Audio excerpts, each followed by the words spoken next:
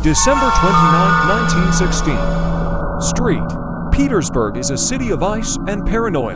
Under a sky the color of lead, a man waits by the river. He has been promised wine, women, and warmth tonight. Instead, he will find a trap. But here's the question that haunts historians. Was it the bullet that killed him? Or was it the frozen water? Tonight, we descend into the most botched assassination in history, a crime so bizarre, it reads like a horror novel. A story of decadent aristocrats, a hypnotic peasant, and the death rattle of an empire. Grigori Rasputin, a name that still whispers of scandal. To the Tsarina, he was our friend, the only man who could stop her son's bleeding. To the nobles, he was the devil incarnate. A Siberian peasant who had crawled his way into the palace bedroom. But how? How did a man who smelled of mutton and rarely bathed gain absolute power over the Romanov dynasty? The answer wasn't magic. It was presence. "When I am there," he once said, "God is there." And for the desperate empress, that was enough. But across the city, a conspiracy was brewing in the shadows. The architect of doom was Prince Felix Yusupov, the richest man in Russia, a man so wealthy he didn't blink at spending a fortune to kill a peasant. He invited Rasputin to his palace that night, using the one lure the monk couldn't resist: the promise of a secret meeting with the Tsarina. Yusupov wasn't just a murderer, he was a showman. He prepared a theater of death. In the basement, he set a table laden with wine and pastries. The pastries were laced with enough potassium cyanide to kill an army. The plan was elegant. The execution, it was about to become a nightmare. Enough to kill a horse, Yusupov later wrote. He and his co-conspirators, Grand Duke Dmitry Pavlovich and Dr. Stanislav Lazovert, ground the cyanide to a fine dust. They laced the cakes, the pastries, and the wine. The dose was 10 times the lethal amount. They turned off the lights and waited. They expected a body within minutes. What they didn't expect was the appetite of the devil. At 2:30 a.m., the palace gates opened. Rasputin stepped inside, his eyes gleaming in the dim light. He looked at the food. He looked at the wine. And then, he smiled. He ate. He ate the cyanide-laced cakes as if they were simple honey biscuits. He drank the poisoned wine in deep, thirsty gulps. Yusupov watched from the staircase, his heart pounding so loud he feared it would give him away. Minutes passed.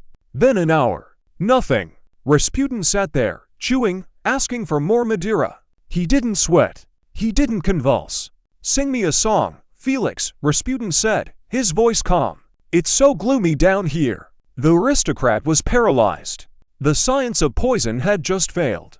He realized then, if chemistry wouldn't kill the mad monk, he would have to use steel. Yusupov ran upstairs. He grabbed Dmitry's revolver. His hands were shaking not with guilt, but with terror. He descended back into the basement, where the man who should have been rotting sat asking for more tea. Yusupov offered him a final drink. As Rasputin bent over to set down his glass, Yusupov pulled the trigger. The shot echoed through the marble halls like a thunderclap. The bullet tore into Rasputin's back. He collapsed onto the bearskin rug, a massive, sprawling figure. Silence. The conspirators breathed a sigh of relief. But the nightmare was only just beginning. Upstairs, the men celebrated. They had saved Russia. They poured champagne. But one of them looked down at the body and noticed something strange. The body was gone. Panic erupted. They rushed downstairs. The basement was empty. Only the bearskin rug remained and a trail of blood leading up the stairs. "He's alive!" Dmitry screamed. They ran out into the courtyard, grabbing pistols, flashlights, anything. They found Rasputin crawling in the snow, heading for the iron gates of the palace. The man who had swallowed enough poison to kill 5 men had just taken a bullet to the back and was escaping. Vladimir Perishkovich, another conspirator, ran out into the snow, his revolver drawn. Rasputin was up on his knees, gasping, reaching for the gate. "Felix! Felix! I'll tell the Empress!" He shouted into the night. Perishkovich aimed and fired. The bullet missed. He fired again. The second shot hit Rasputin in the side. He went down, but still he moved, clawing at the snow. Perishkovich walked up to him, put the gun to his temple, and fired a third time. Finally, the body went limp. The snow around his head turned crimson. They had killed him, or so they thought. To hide the crime, they wrapped the body in a blue curtain, drove it to the Petrovsky Bridge, and dropped it into the Malaya Nevka River. They returned to the palace, scrubbed the blood, burned the evidence. They thought the water would be his final tomb. But when the body was found 3 days later, the autopsy would reveal the final, chilling twist.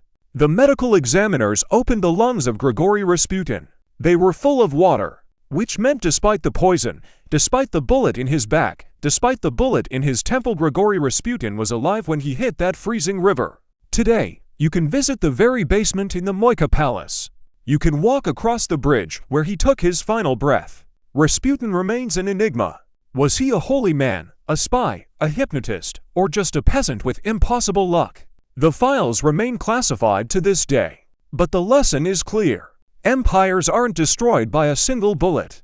But sometimes, an empire can be undone by the desperate attempt to fire it. Grigori Rasputin, the man they couldn't kill until he had already doomed them all. What do you think? Saint or sinner? Let us know in the comments. They killed Rasputin to save the monarchy. Instead, they killed the last thing propping it up. Within 3 months, the Tsar abdicated. The Romanov dynasty, which had ruled for 300 years, crumbled into dust. Without Rasputin's hypnotic influence to guide the Tsarina, the government was paralyzed. The revolutionaries swept in. The irony is staggering. The men who poisoned, shot, and drowned the mad monk unknowingly lit the fuse that would destroy their own world. But did they truly kill him? Or did he get the last laugh from the grave? The autopsy report is the stuff of legend. The poison had been neutralized, some say by stomach acidity, others claim Rasputin had developed a tolerance.